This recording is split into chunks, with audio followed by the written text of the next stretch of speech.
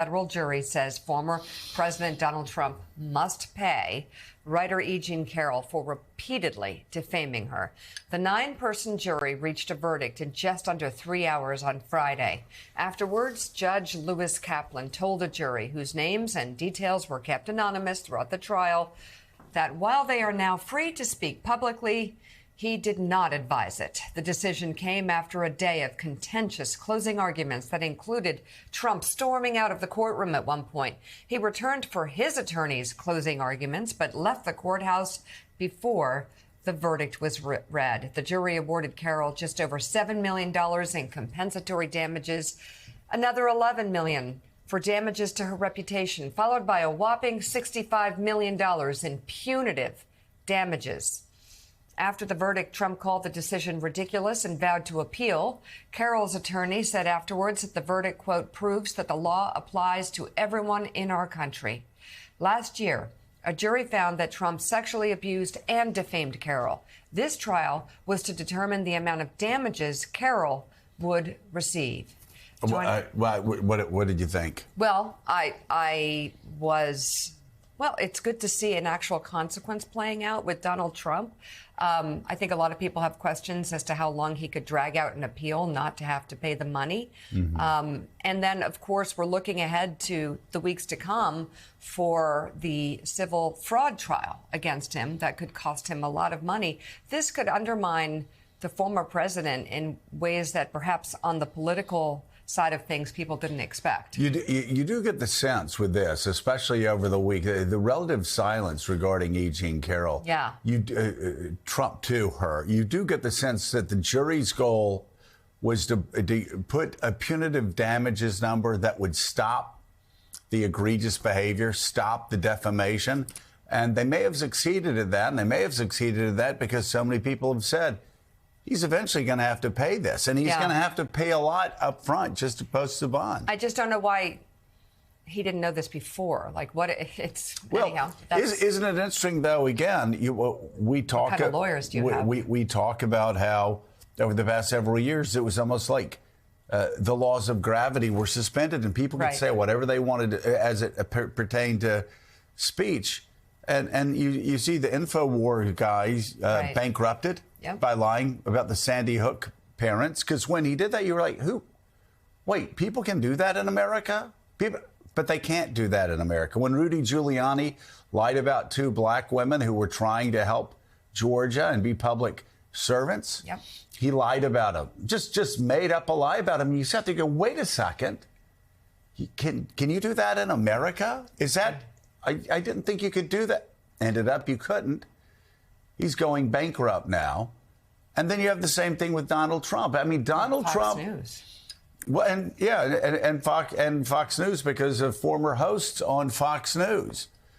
And then Donald Trump thinking, well, I can defame a woman. I can keep defaming a woman. I can be found guilty of sexually abusing her. I can still lie about her. I can still defame her. I can still say terrible things about her because I'm Donald Trump.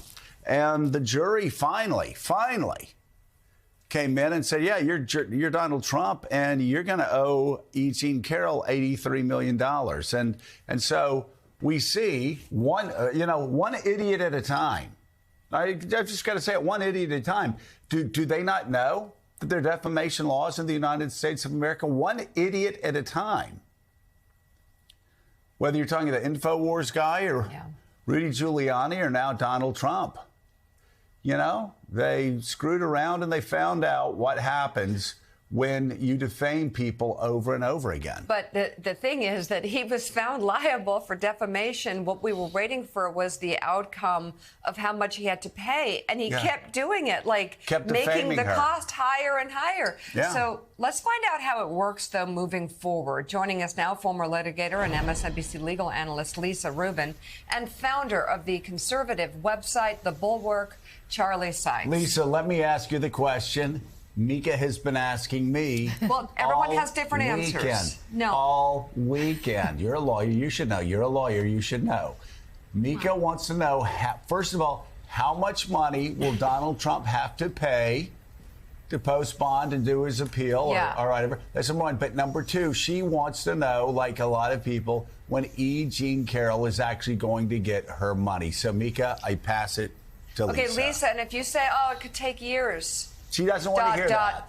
That's not an acceptable answer. That's not specific enough. Okay, so what's the word, Lisa?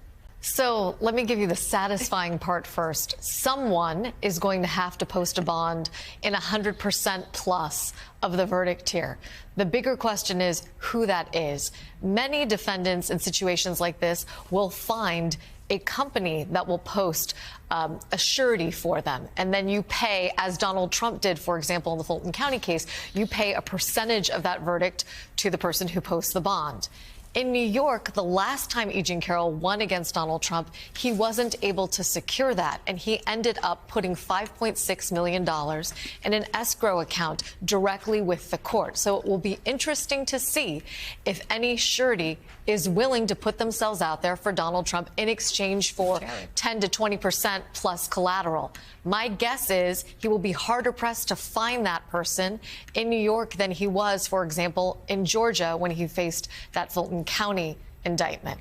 With respect to how long it's going to take, Mika, here's the unsatisfying part of our answer. I don't know. Donald Trump certainly will take an appeal here. He is also appealing the underlying verdict from last May that found him liable for defamation and sexual assault in the first instance. But here's the good news, or the silver lining. You can't campaign a defamation verdict away.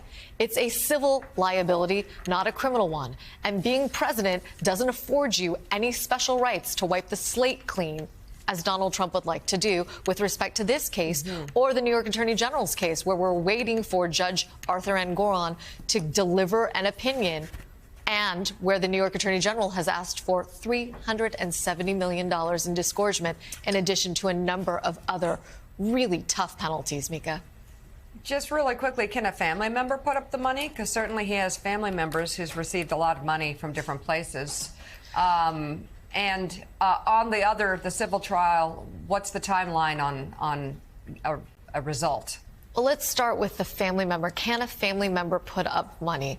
I suppose a family member could put up that money. However, with respect to his two adult sons, who are also defendants in that New York Attorney General's case, there is already a preliminary injunction in place in that case, and a monitor, former federal judge Barbara Jones, and the existing pieces of that preliminary injunction prevent the Trumps from transferring large sums of money back and forth between themselves without advance notice to the monitor and to Judge Engoron. So, yes, it's technically possible, but it's not as if they can move $83.3 million out of the Trump organization or out of one of their personal bank accounts without having to notify authorities as it is.